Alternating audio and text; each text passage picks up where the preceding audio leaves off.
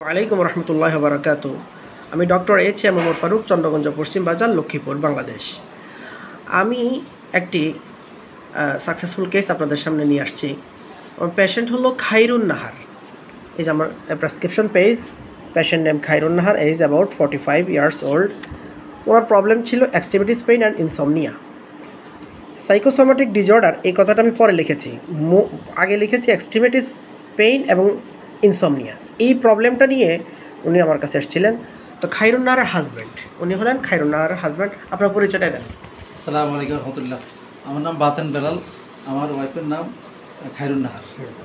কি প্রবলেম নিয়ে এসেছিলেন আপনার আমার কাছে? আপনার থাইরয়েডের সমস্যা, ঘুম হইতো না, হাত পা কেস্ত, তারপরে ভ্যারাইটি হাত পা জ্বালা পোড়া কেস্ত, মাথায় অশান্তি, এই সমস্যাগুলো আমি নিতে চাই। তো যে সমস্যাটা আপনি আমার কাছে নিয়ে এসেছেন, আমি চিকিৎসা দিলাম, এখন কেমন আছেন?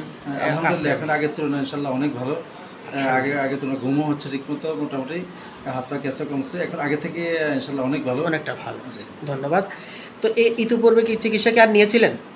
জি না, ইতিপূর্বে বিভিন্ন জায়গায় চিকিৎসা নিয়েছি, এলোপ্যাথিক চিকিৎসা নিয়েছি, বাট হোমিওপ্যাথিক আপনার কাছে প্রথম। তো আপনাকে পাঠিয়েছে কে? আমাকে পাঠিয়েছে আমার বন্ধু পলাশ, তিন দোকানদার, আমাদের এই চন্দ্রগঞ্জ বাজার ব্যবসায়ী। তো যাক, আলহামদুলিল্লাহ, আপনারা বন্ধুরা শুনতে পেলেন যে বাতেন ভাই তার ওয়াইফের ব্যাপারে একটা স্টেটমেন্ট দিল। তো আমি কি ট্রিটমেন্ট দিয়েছিলাম সেটা আপনাদেরকে দেখাবো। তো আপনি আমাদের দেশে যে সমস্ত অসুস্থ রোগীরা, তারা আসলে হোমিওপ্যাথিক চিকিৎসাটা নেওয়া আদৌ প্রয়োজন কিনা একটু বলুন তো। অবশ্যই আমাদের দেশে সবাই এলোপ্যাথিকের পিছিয়ে দৌড়ে, বাট হোমিওপ্যাথিকের দিকে মানুষ এখনও পিছিয়ে আছে। তো আমি মনে করি হোমিওপ্যাথিক আরও ভালো করার লক্ষ্যে সবাইকে এটার প্রতি উদ্বুদ্ধ হওয়া উচিত, এবং এখানে থেকে ভালো ট্রিটমেন্ট আশা করা যায়। ধন্যবাদ। মেধাবীরা এখান থেকে আগানো উচিত। মেধাবীরা হোমিওপ্যাথিক চিকিৎসা আরও বেশি পড়াশোনা করলে উদ্বুদ্ধ করতে হবে, এবং হোমিওপ্যাথিক চিকিৎসা অনেক উন্নতি লাভ করবে। এক কথায় আমরা এটা জানি যে আসলে হোমিওপ্যাথিতে ঔষধ আছে, কিন্তু ডাক্তার অনেক অভাব। জি, ডাক্তার নাই তা বলবো না, আছে, তবে অনেক অভাব।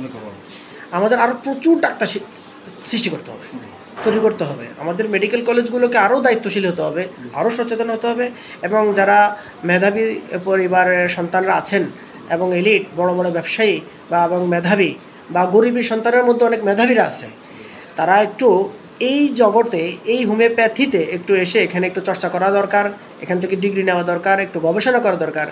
যে ইনশাল্লাহ এখানে অনেক ওষুধ আছে, শুধু মেধা খাটিয়ে যদি ঠিকঠাক মতো রোগীদেরকে প্রেসক্রাইব করা যায়, আশা করি অনেক অনেক উপকার হবে রোগীদের, যাদের বিভিন্ন রকমের আধুনিক চিকিৎসা নেওয়ার পরেও, আপনার লক্ষ লক্ষ টাকা খরচ করার পরেও কিন্তু তেমন একটা ভালো কিছু পাচ্ছে না। আসলে তাদের টাকাও সেভ হবে, তারা কষ্টটাও অনেক মুক্ত থাকবে, অল্প সময়েও কিন্তু অনেক কঠিন জটিল রোগ সারবে যদি মেধা খরচ করে ভালো ওষুধ প্রেসক্রাইব করা যায়। তো বন্ধুরা, আমি কি ওষুধ দিয়েছিলাম জাস্ট একটু দেখাই। প্রথমে আমি এই যে পালসেটিলা দিয়েছিলাম, এটাতে তেমন একটা ফলাফল আসে নাই, টুকটাক কিছু আসছে, কিন্তু আহামরি ফলাফল আসে নাই। তখন আমি চিন্তা করলাম যে মানে কেন ফলাফল, অথচ পালসেটিলার কিন্তু অনেকগুলো লক্ষণ ছিল, জেনারেল সিমটম থেকে শুরু করে পার্টিকুলার সিমটম, ফিজিক্যাল সিমটম অনেকগুলো ছিল, তারপর আসে নাই। দেন আমি এই যে সাইকোসোম্যাটিক ডিজঅর্ডার, যেটা আমার গুরু, আমার শিক্ষক ডক্টর রবিন বর্মন স্যার, কলকাতা, ওনার কাছ থেকে শেখা এই যে সাইকোসোম্যাটিক ডিজঅর্ডার, এই জিনিসটা আমি লক্ষ্য করলাম। পরে তাকে আমি 10-3-25 যে ফসফরিক অ্যাসিড ওষুধটা আমি 0/1 এবং 2 পাওয়ারে প্রেসক্রাইব করলাম। আলহামদুলিল্লাহ, এটা ভালো রেজাল্ট এখন ওনার সামনে এসে গেছে। আজকে আমি আবার সেই একই ওষুধ, দেখুন 2 তারিখ 4/5/25, আবার সেই ফসফরিক অ্যাসিড ওষুধটা আর একটু পাওয়ার বাড়িয়ে আগে দিয়েছিলাম 1-2, এখন দিলাম 0/3 এবং 4। এই যে ওষুধটা আমি ওনাকে এখন আবার প্রেসক্রাইব করলাম 20 দিনের জন্য। আল্লাহ রহমত, ইনশাল্লাহ 20 দিন পরে উনি আসি আমাকে আবার জানাবে, আপনাদেরকে আমি আবার এই ওষুধের থার্ড ভিজিটটা আপনাদেরকে আমি দেখাবো ইনশাল্লাহ। তো বাতেন ভাই, আপনাকে অনেক ধন্যবাদ। আপনি সবার উদ্দেশ্যে একটা ভিডিও স্টেটমেন্ট উৎসর্গ করেছেন, আপনাকে অনেক ধন্যবাদ।